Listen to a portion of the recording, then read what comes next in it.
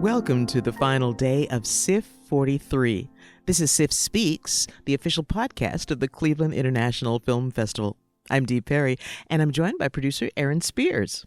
Hello, film fans on this final day of the festival this year. Yeah, we've been sharing memories throughout the festival of festivals past, but I want to see if there's something that really struck you during this year's festival. Yeah, it occurred to us that we were getting all nostalgic and we weren't really kind of participating in what was going on this year.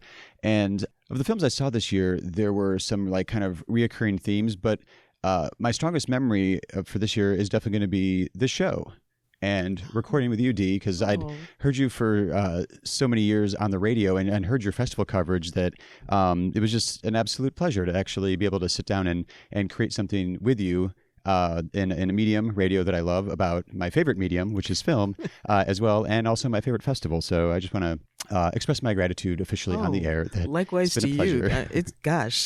I kind of wish we could take this show on the road, but that's another show. If only there was a year-long film festival. That sounds exhausting just saying it out loud. I know.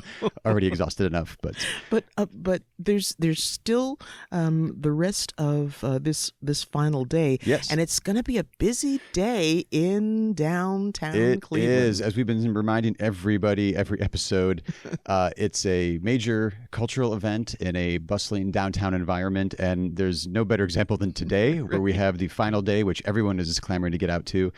And also the Cleveland Indians are playing at 1:10 in the afternoon, and the Cavs decided to have an earlier game today, so that's at 3 p.m. So once again, just public transportation, RTA, Lyft, official rideshare partner of the festival, just use them right to the front door. You don't want to start off the day watching films with a headache of trying to find parking. Just make it easy on yourself. Exactly right. Well, I want to welcome today a woman who's been both leading lady and director of the film festival for close to 2 decades, CIFF Executive Director Marcie Goodman. Marcie, thank you for taking the time. Oh, thank you for having me.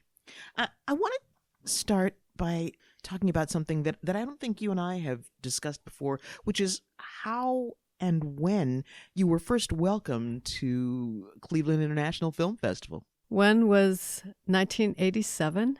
And I was familiar with the festival. I attended, and I helped out a little bit with some of their special guests the year before as a volunteer. I spent the first 10 years of my career in the social services at what was then called the Federation for Community Planning. And at the 10-year mark, which was 1987, I thought I should try something else. And I was going to continue on in social services at another agency, but the film festival job kind of landed in my lap, and the rest is history, I guess. And you have long since passed the 10-year mark. So what keeps you going with the festival? My staff, first and foremost. I get to spend every day of the year almost with the 7 people I love the most. So that's what keeps me going. And also every year we want to do the film festival. We want to make it better. And so that's our big challenge is what can we do different next year that will be a better experience for our audience and our filmmakers and everyone involved. So we're never satisfied. And we just like to keep going and figure out what else we can do. And on that note, I want to have you talk a bit about what's special about the film festival and the environment it creates, because as you said, you keep coming up with ways to make it different each year, and it also keeps growing audience each year. What about it do you think that special sauce? Right, yeah, that secret sauce. It is magical, and I'm not quite sure if we can ever explain how that happens. We do know that being under that one roof at Tower City Cinema certainly creates an environment of energy and excitement and enthusiasm, and everyone wants to be part of the experience. And that just happens. I think we have the most amazing audience any film festival could ever hope for or dream of. And there is no place else that we as a staff would want to do a film festival but here.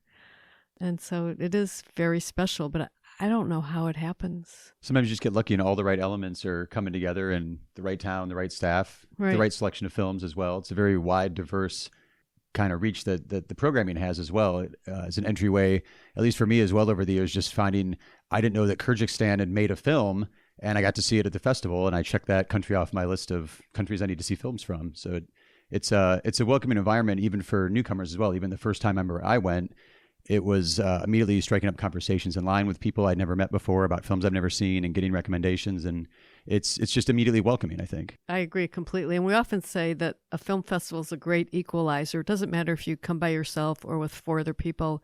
No matter what, you're going to have someone to talk to, whoever you're standing in line with or sitting next to. It is a wonderful thing. Yeah, I love the idea of being around tens of thousands of people who like the same things I like. Not necessarily the same films, but the experience of growing and expanding through what's on the screen. And on that note, over the years, the Film Fest has created numerous awards to honor people who've made an impact on Northeast Ohio through films that you show.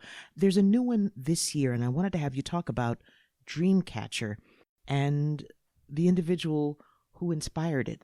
Yes, Dreamcatcher is a first-time program and award for us. It is permanent for the festival. It is endowed, and it is in memory of Dave Ream.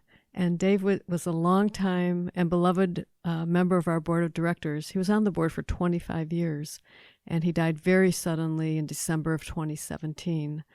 And last year, the festival was dedicated to his memory. But we knew that we wanted to create something permanent in Dave's memory, and we knew it would take us about a year to figure out, and it did. And so at this festival, we are launching our Dreamcatcher program and award. And Dream is capital D, capital R for Dave Ream. And Dave was involved in everything in this community. You would see him everywhere. He didn't miss an opening or a meeting or an event. He was always there. He was very involved in the arts community and very involved in the LGBTQ community. And so it's very easy for us to combine his love of those areas into one award. And so every year at the festival, we will invite an LGBTQ filmmaker to come to our festival. And the person does not have to have a film in the festival that year. If they do, great, but it's not a requirement at all. And they will spend some time at our festival and in our community with LGBTQ community groups and students. And on closing night, we will present them with the Dreamcatcher Award, which includes a piece of artwork and a cash prize. This year, for the first award, we're honoring Jamie Babbit. Jamie grew up in Shaker Heights, and we've shown Jamie's work over the years, both feature and short films. She's very involved in TV. She directs episodes of many, many award-winning series, and we're so happy that Jamie's going to come home for a few days at the end of the festival. And we have, her itinerary is so booked with meetings with LGBTQ groups and individuals that we asked her what her favorite snacks are, because there's not going to be time to eat except for when she's in the car in between meetings. So we now know what her favorite snacks are. And so we can we reveal it here? we will supply the car accordingly. So we just can't wait for Jamie to be here and to launch this program. I'm curious, because Dave Ream was such an integral part of the festival for so many years. If there's an apocryphal David Ream story that shares, I don't know, what the essence of the man was, or things that he particularly made happen at the festival. He was very attentive to details, and Dave was good at raising questions or seeing things that nobody else would possibly mention. At his memorial, one of the speakers said that he had a great way of making complicated things simpler and making simple things complicated. He loved puns so much.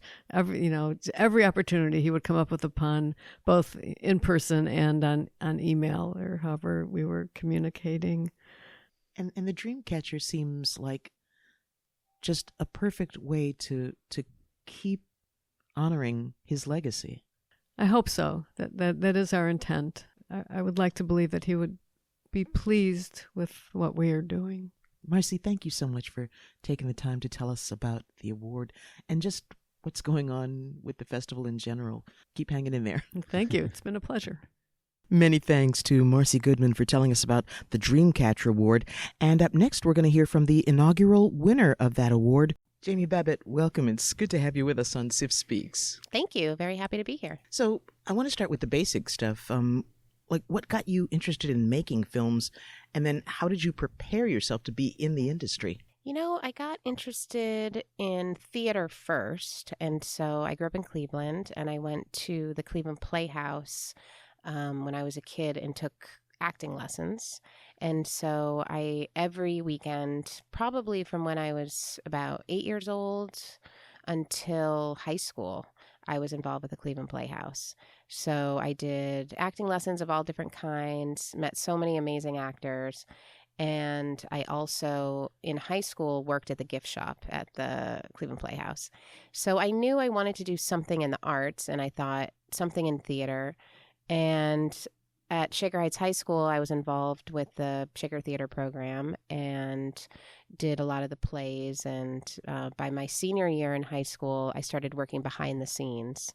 And I found that I really enjoyed that, wearing the headset and dealing with the lighting and writing down the blocking and working as an assistant to the theater directors. And I was pretty tight with the main theater teacher there, this guy, James Thornton, who was a visionary. And I was interested in helping him kind of run the program. And so when I went to college, I thought, well, I am interested in theater, but I was going to college in New York City. And I thought the problem with theater is that I had experienced from a young age the sadness when you're finished with a play that it's over forever. And I thought, there's this thing called film where you get to work on kind of the same thing as a theater performance, except it lives forever. And there was something about that really appealed to me. So when I was looking for internships my first year of college, I found an internship with Martin Scorsese.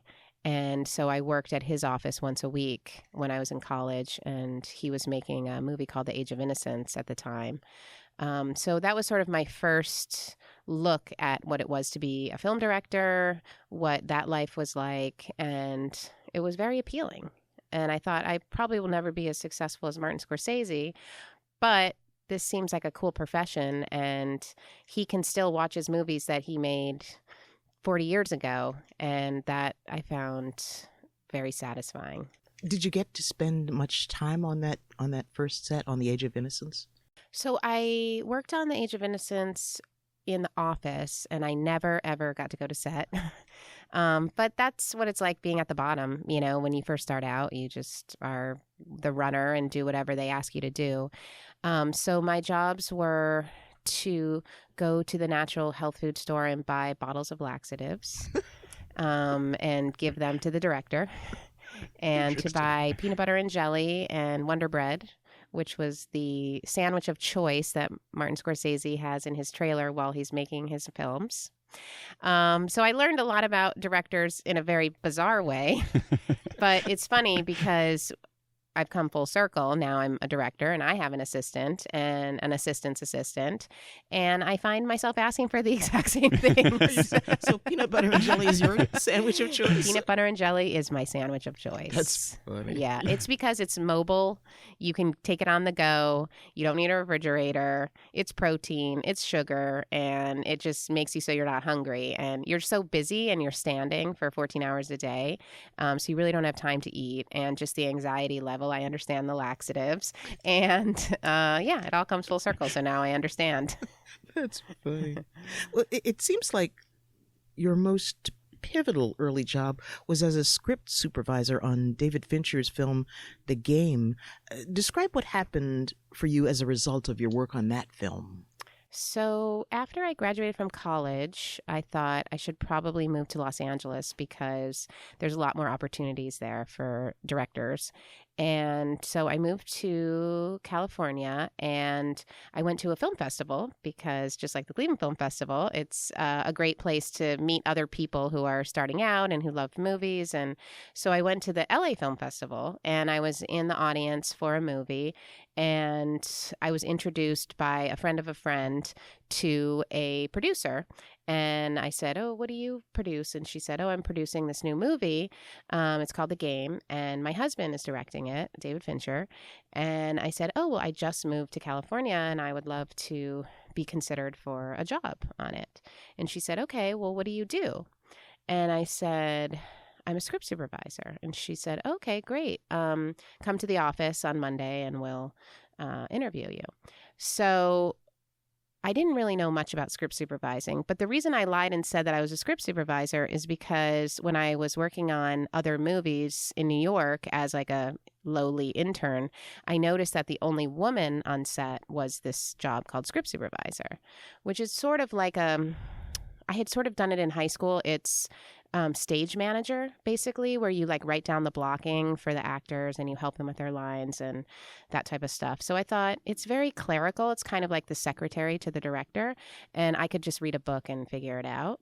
So I got a book and I talked to someone who did the job and I went in for the interview.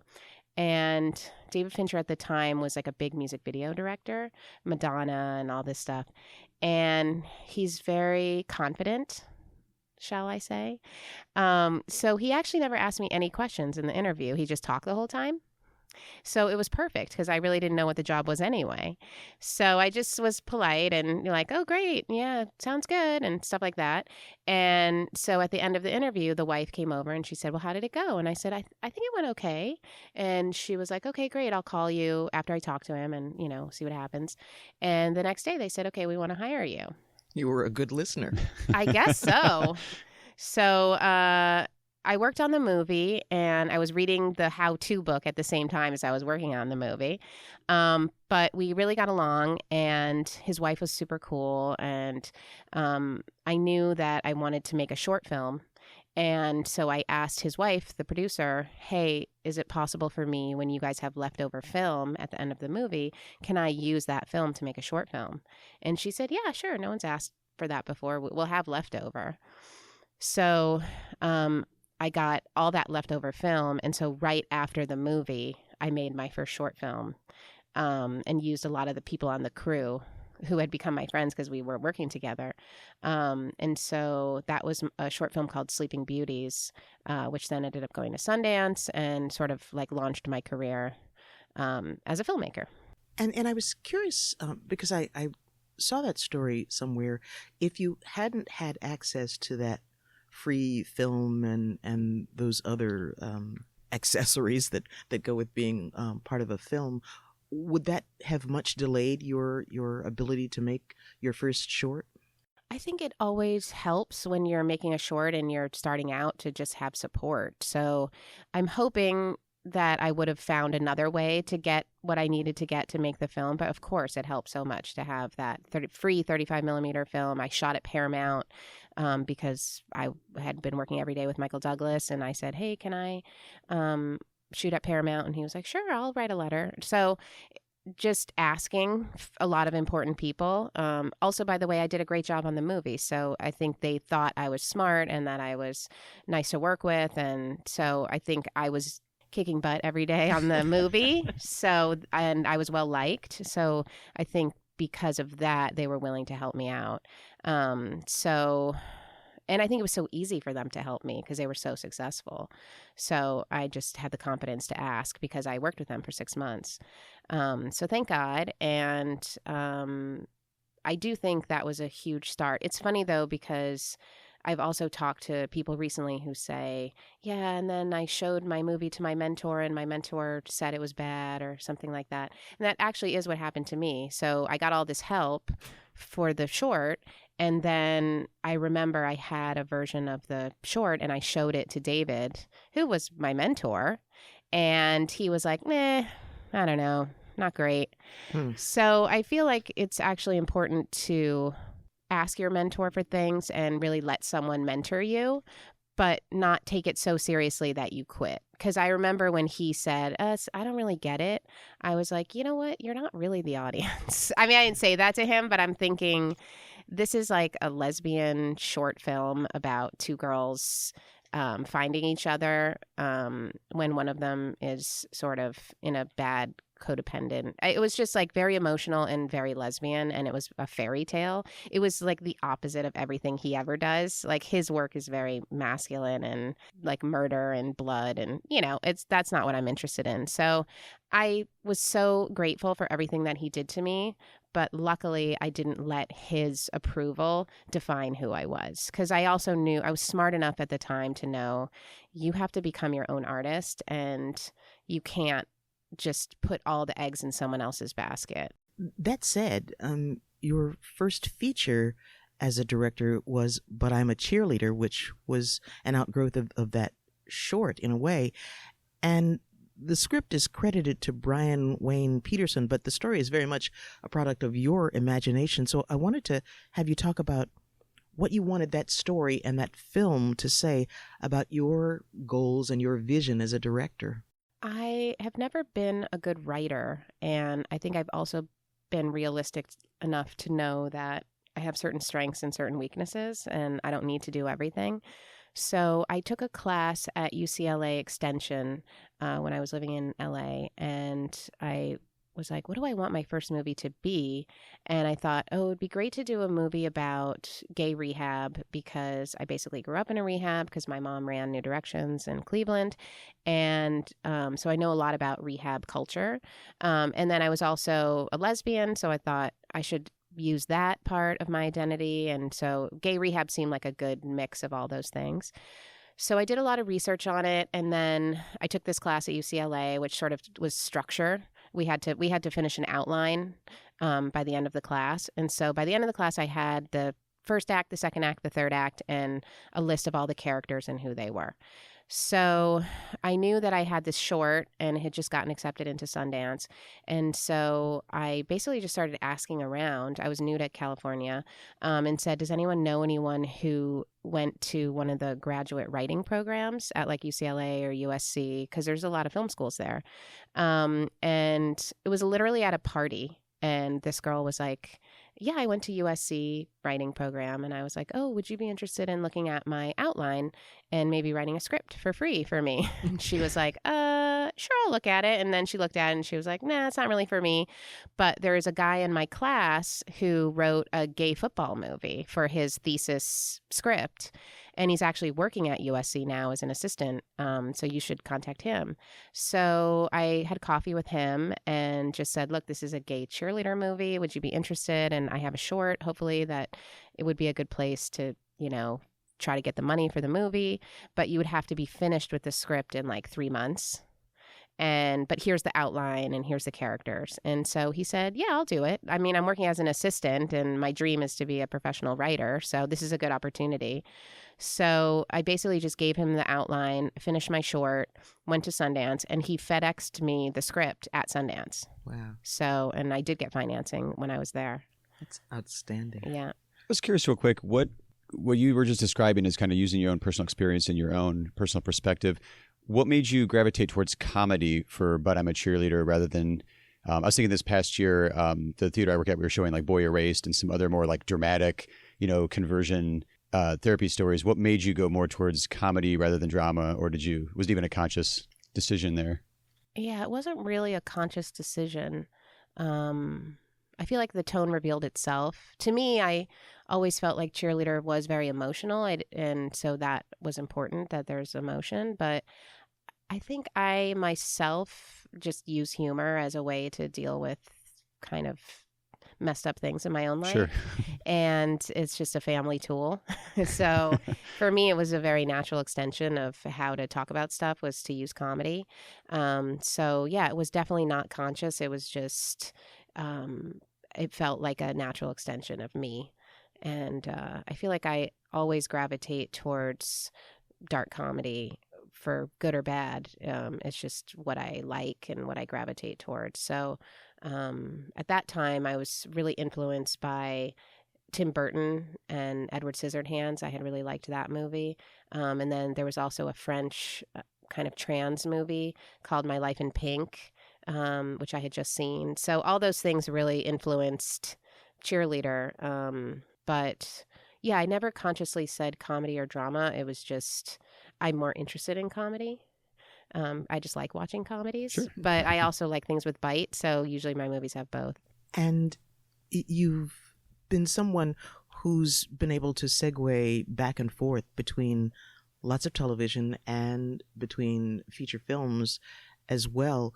Are there series or shows that you can point to and say, I'm really proud of that, I could put my stamp on it? Because I know that's hard to do in a television setting when it's someone else's project. Yeah. Well, this year I directed Russian Doll, which was very much a labor of love. And it was basically, well, it was an all-female writing staff, and then it was 3 women directors. So it was me, Leslie Headland, who directed the pilot, and Natasha Leone. So it was just the 3 of us. And I've been friends with Natasha for, well, since but I'm a cheerleader, so 20 years, literally. So she called me and said, hey, I'm doing the show Russian Doll, sort of my life story. And I said, it's such a pleasure, Natasha, to direct from your imagination, because you've been an actor in my imagination for 2 films, and what a pleasure it is to like climb inside of your head and really make the pictures that I know are important to you. And Natasha is a very deep, highly intelligent, very out there, really interested in like Fellini and old movies, and all that stuff was really important to me, that it become part of Russian Doll.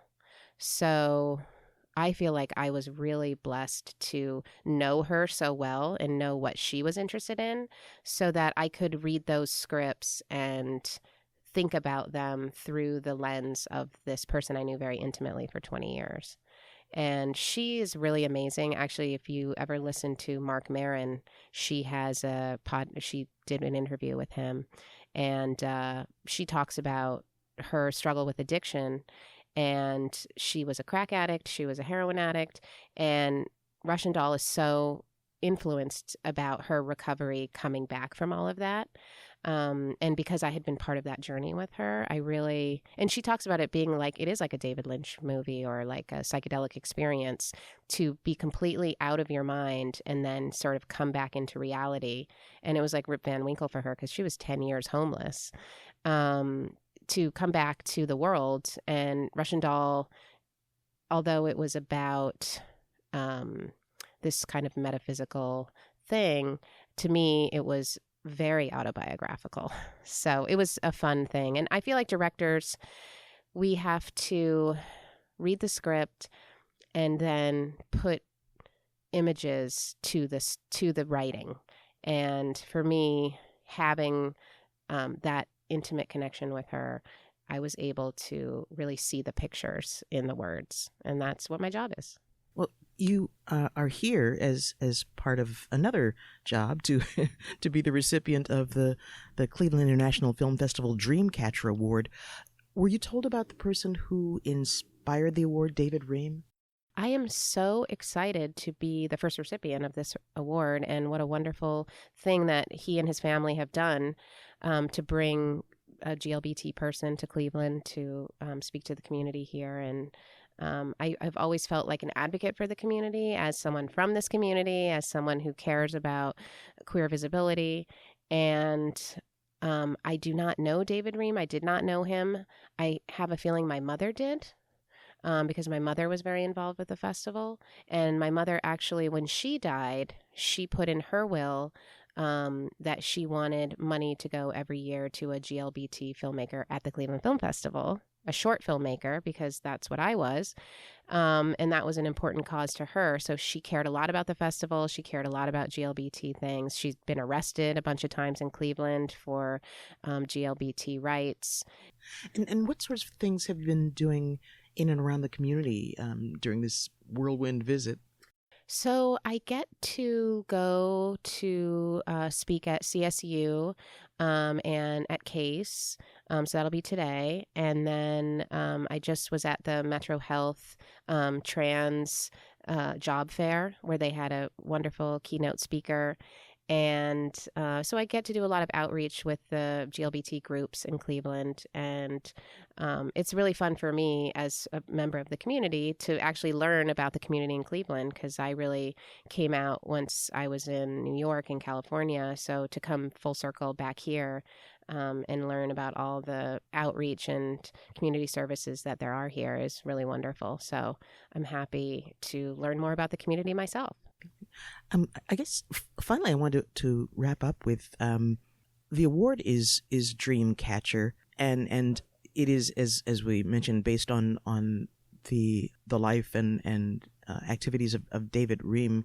He was an advocate for the LGBTQ community. He was a passionate film lover, but I'm wondering what to you just the phrase Dreamcatcher means. For me, I like the optimism behind it. And I like the idea that we all have these dreams, and hopefully this award will inspire me and others to tell their stories, be their authentic self, use film as a medium to connect with people and make them kind of humanize and get into an emotional place where we can all learn about each other and learn about our struggles. And I mean, film is such an incredible medium, and it is basically a visualization of all of our dreams. So it's a wonderful title, I think. Jamie Babbit, thank you for being here and for accepting the award and for the work that you do. Really appreciate it. Thank you so much for having me. Such a pleasure talking with Jamie Babbit. Thank you, Jamie, for being part of CIFF Speaks. And I want to let you know that RTA and Lyft are the easiest ways to arrive in style at CIFF43. All RTA trains and many bus lines provide direct service to Tower City Center, and our official rideshare Lyft offers discounts for existing customers. You can get that at Lyft to CIFF, and new customers, Lyft CIFF Newbie. Also, tune into the live stream for the closing night ceremonies. That stream starts at 9 p.m. Log on to clevelandfilm.org and to see a full list of awards from CIFF43 starting on Monday, April 8th. I'm Dee Perry. I'm Aaron Spears. Thank you for listening to CIFF Speaks.